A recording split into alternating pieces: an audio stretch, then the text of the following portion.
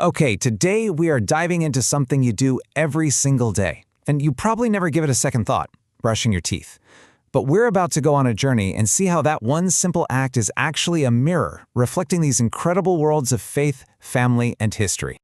No, really, think about it for a sec. This morning, you grabbed a toothbrush, you put some paste on it, and you got to work. But why that specific brush? Why that paste? Where did all this come from?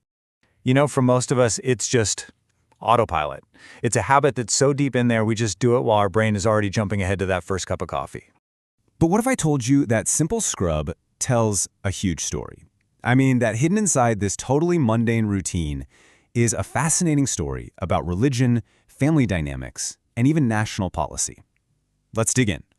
All right, so let's start our journey. First stop, the Middle East. This is a place where oral hygiene isn't just about health, it's a profound act of faith. A clean mouth, well, it's pretty close to godliness. So, in Islamic tradition, cleaning your teeth, that's not just a chore. It's deeply, deeply tied to spiritual purity. It's about preparing your whole self, body and soul, for prayer. And get this quote. This really tells you everything you need to know. This is a saying from the Prophet Muhammad. And he's basically saying that using this specific tool is so important, he would have made it mandatory 5 times a day before every single prayer if it wasn't going to be too much of a burden on people. I mean, wow, that's a serious endorsement. Okay, so what is this amazing tool he's talking about? It's called the miswak. And yeah, it's a twig from a tree called the Salvadora persica. People even call it the toothbrush tree. And for literally centuries, this has been the toothbrush for millions of people. And this is where it gets super cool, because this is a perfect example of ancient wisdom getting a high five from modern science. Scientists have actually studied the miswak, and guess what? It's a total powerhouse. It's got natural fluoride and calcium, it has antibacterial stuff that fights plaque and cavities, it even strengthens your gums. It's like an all-in-one organic toothbrush that nature just made. And the miswak? That's just the tip of the iceberg.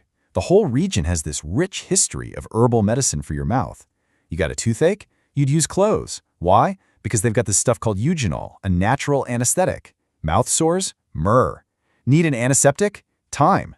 See, this isn't just old-timey folklore. It's a legitimate, time-tested pharmacy from nature, and science is just now catching up. Okay, so we've talked faith. Let's switch gears and talk about family. We're heading to Iran now, where a kid's dental health gives us this incredible window into cultural roles and the huge difference between preventing a problem and just fixing it after it happens. Okay, look at this number, 4.39. What is that?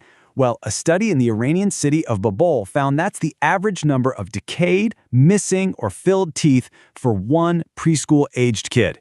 That's a lot, and it tells us something really important about how people approach healthcare there. And here's why that number is so high. It points to a mindset that's more about treatment than prevention, Instead of going for regular checkups to stop cavities from even starting, the trip to the dentist usually only happens when someone is already in pain. It's a reactive approach, not a proactive one. But this is the most fascinating part of the research. It turns out the number one thing that predicts how healthy a kid's teeth are, it isn't how much money the family makes. It's not even the dad's education. It's the mother's level of education. And that shows you right there just how central the mother is in this culture. She's the one managing the day-to-day health, the food, the hygiene routines. All right, we've done faith, we've done family. Now let's zoom way out and look at the whole nation. For our last stop, we're going to China, a country that's facing this absolutely massive challenge of providing dental care to over 1 billion people. And what you see is basically a tale of two Chinas. So, if you go back before the 1980s, oral health wasn't really a big deal on a national level in China. But then, as the economy grew, things started to change. By 1988, they set up a National Committee on Oral Health. And just a year after that, they created Love Your Teeth Day, September 20th. It was this huge public awareness campaign. But, being aware of a problem and being able to fix it are two very different things. And that's where you see this huge divide. In the big cities, yeah, the ratio of dentists to people is getting better. But in the rural areas, where, by the way, most of the population lives, there are just hardly any dentists at all. It's a massive gap. So why aren't people going to the dentist? Well, sound familiar? Just like in Iran, the main reason people finally go is because they're in pain. It's not about prevention. And the other roadblocks are probably ones you'd guess. People are scared, they're too busy, it costs you much, and for millions of people, there literally isn't a dentist anywhere nearby to go to. Okay, so we've been all over the world. We've gone from a simple twig used for prayer to a massive national health challenge. What's the big takeaway from all this? You know, at the end of the day, it doesn't matter if it's a sacred twig, a mom reminding her kid to brush, or a huge government campaign. The goal underneath it all is exactly the same.